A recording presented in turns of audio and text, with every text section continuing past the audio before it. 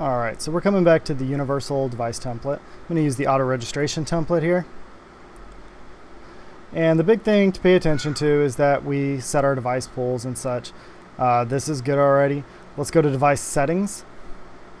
And we'll see we're going to use the anonymous owner device, which is fine because we don't know who the owner is yet. Device routing is where it gets important. Here, we're going to have some SIP dial rules, which in this case are going to be PLAR. And we're going to use the PLAR1 CSS here. So we're going to hit save. That's successful. Let's go check our SIP dial rules.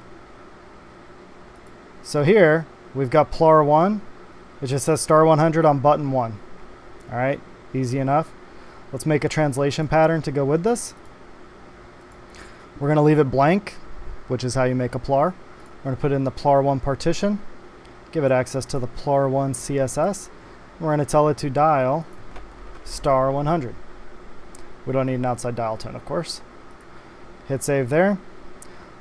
Let's come back to user management, user phone add, and universal line template now. Let's take a look at this guy. This is the template that's going to be used after auto provisioning is complete. So I want it to go into the internal partition. I want the line description to be first name, last name, and user ID. My calling search base, and remember this is the line, is going to be line long distance in general. Alerting name is going to be first name, last name. Pretty simple. I don't really need to look at anything else over here. You can click them. It's just all the different settings you can use. But this is all I want right now. So I'm going to hit save.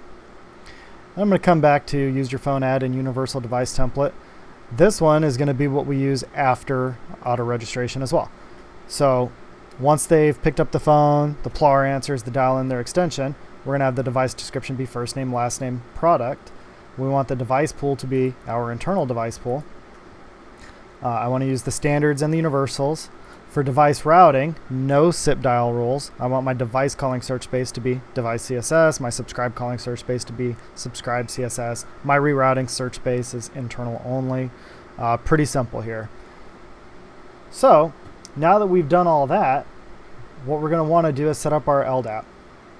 So let's pop over here to LDAP directory. We don't have one yet. So we're just going to call this AD. Punch in your credentials.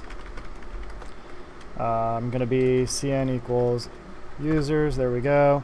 I do have a filter created. It checks for users and IP phone attribute and make sure it's not disabled. I'm not real concerned about how often it syncs. I'm going to use the IP phone attribute and the mail attribute for my directory URIs. I am going to add some access control groups because I like all my users to be CCM end users. I like them to have these two functions and be CTI enabled. So I'm going to add those. Now we do need to add our feature group template so that our line features will be active. So I'm going to pick our default feature group template, and I'll show you that in a minute. I glossed over it. And then we're going to apply a mask. We need to do this to ensure that we get our self-service provisioning ID.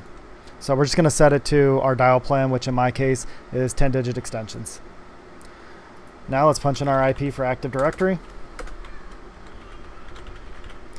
And of course, we're going to use LDAP-S because Microsoft is deprecating LDAP.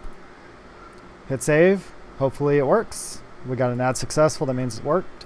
We're going to hit perform sync now.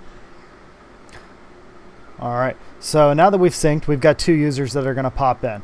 The things we're going to be checking for are 1, that they have their 4 groups. 2, they have a phone number assigned. 3, they have a directory URI. And 4, they have the self-service provisioning assigned. So let's go check.